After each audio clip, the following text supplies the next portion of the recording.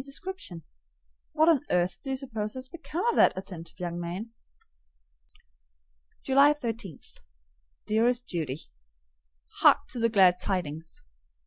This being the 31st day of Punch's month, I telephoned to his two patronesses, as nominated in the bond, to arrange for his return. I was met by an indignant refusal. Give up their sweet little volcano just as they are getting it trained not to belch forth fire? They are outraged that I can make such an ungrateful request. Punch has accepted their invitation to spend the summer. The dressmaking is still going on. You should hear the machines whir and the tongues clatter in the sewing room. Our most cowed, apathetic, spiritless little orphan cheers up and takes an interest in life when she hears that she is to possess 3 perfectly private dresses of her own, and each a different color, chosen by herself. And you should see how it encourages their sewing abilities. Even the little 10-year-olds are bursting into seamstresses. I wish I could devise an equally effective way to make them take an interest in cooking. But our kitchen is extremely uneducative. You know how hampering it is to one's enthusiasm to have to prepare a bushel of potatoes at once. I think you've heard me mention the fact that I should like to divide up my kiddies into 10 nice little families, with a nice comfortable house mother over each. If we just had 10 picturesque cottages to put them in, with flowers in the front yard, and rabbits and kittens and puppies and chickens in the back, we should be a perfectly presentable institution, and wouldn't be ashamed to have these charity experts come visit us. Thursday. I started this letter 3 days ago, was interrupted to talk to a potential philanthropist, 50 tickets to the circus, and have not had time to pick up my pen since.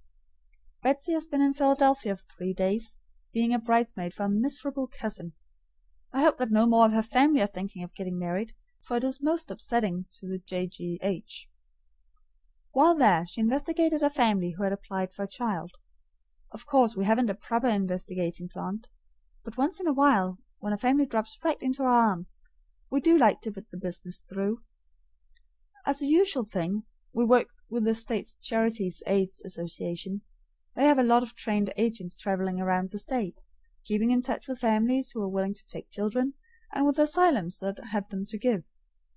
Since they are willing to work for us, there's no slightest use in our going to the expense of peddling our own babies. And I do want to place out as many as are available, for I firmly believe that a private home is the best thing for the child, provided, of course, that we are very fussy about the character of the homes we choose. I don't require rich foster parents, but I do require kind, loving, intelligent parents. This time I think Betsy has landed a gem of a family. The child is not yet delivered or the papers signed, and of course there is always danger that they may give a sudden flop and splash back into the water. Ask Jervis if he has ever heard of J.F. Bretland of Philadelphia. He seems to move in financial circles.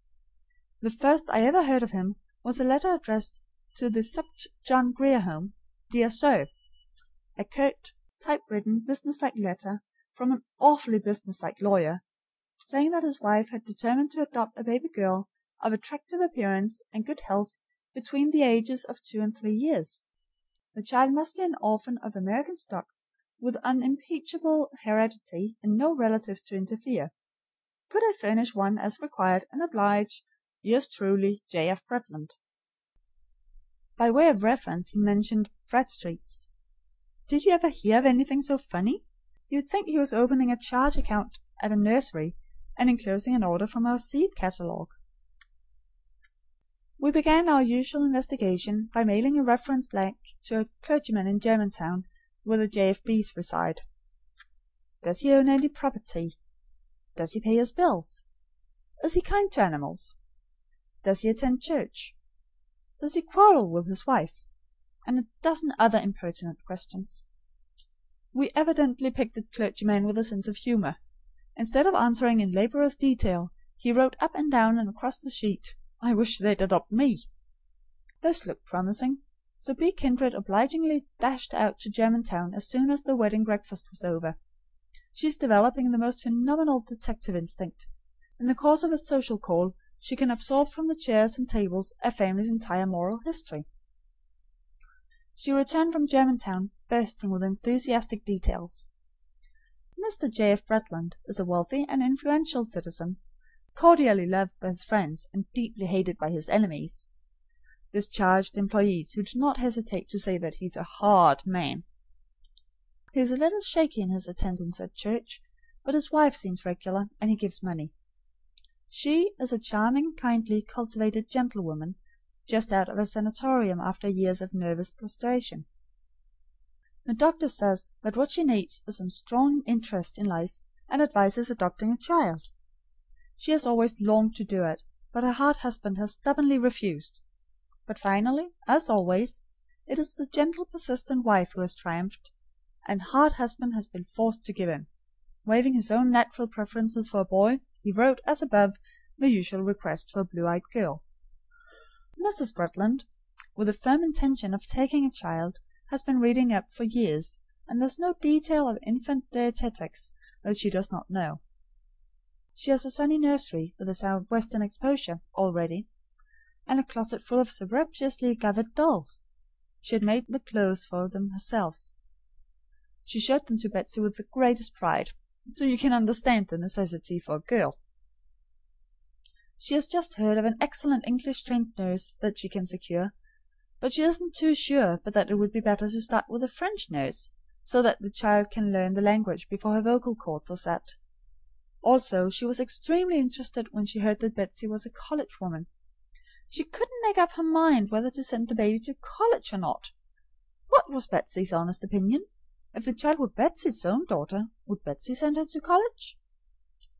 All this would be funny if it weren't so pathetic. But really, I can't get away from the picture of that poor, lonely woman sewing those doll clothes for the little unknown girl that she wasn't sure she could have. She lost her own 2 babies years ago. Or rather, she never had them. They were never alive. You can see what a good home it's going to be. There's lots of love waiting for the little mite, and that is better than all the wealth which, in this case, goes along. But the problem now is to find the child, and that isn't easy. The J.F. Bretlands are so abominably explicit in their requirements. I have just the baby boy to give them, but with that closet full of dolls he is impossible. Little Florence won't do. One tenacious parent living. I have a wide variety of foreigners with liquid brown eyes. Won't do at all. Mrs. Bretland is a blonde, and daughter must resemble her. I have several sweet little mites with unspeakable heredity, but the Bretlands want 6 generations of church-attending grandparents, with a colonial governor at the top. Also, I have a darling little curly-headed girl, and girls are getting rarer and rarer, but illegitimate. And that seems to be an unsurmountable barrier in the eyes of adopting parents, though, as a matter of fact, it makes no slightest difference in the child. However, she won't do. The Bretlands hold out sternly for a marriage certificate. There remains just 1 child out of all these 107 that appears available. Our little Sophie's father and mother were killed in a railroad accident, and the only reason she wasn't killed was because they had just left her in a hospital to get an abscess cut out of her throat. She comes from good, common American stock, irreproachable and uninteresting in every way. She is a washed-out, spiritless, whiny little thing. The doctor has been pouring her full of his favorite cod-liver oil and spinach, but he can't get any cheerfulness into her. However, individual love and care does accomplish wonders in institution children, and she may bloom into something rare and beautiful after a few months' transplanting. So I yesterday wrote a glowing account of her immaculate family history to J.F. Bretland, offering to deliver her in Germantown. This morning I received a telegram from J.F.B. Not at all. He does not propose to buy any daughter sight unseen. He will come and inspect the child in person at 3 o'clock on Wednesday next. Oh dear, if he shouldn't like her! We are now bending all our energies towards enhancing that child's beauty, like a pup bound for a dog show. Do you think it would be awfully immoral if I rouged her cheeks a suspicion? She's too young to pick up the habit. Heavens, what a letter! 1,000,000 pages written without a break. You can see where my heart is. I'm as excited over little Sophie's settling in life as though she were my own darling daughter. Respectful regards to the President. Sal McB. End of Part 15.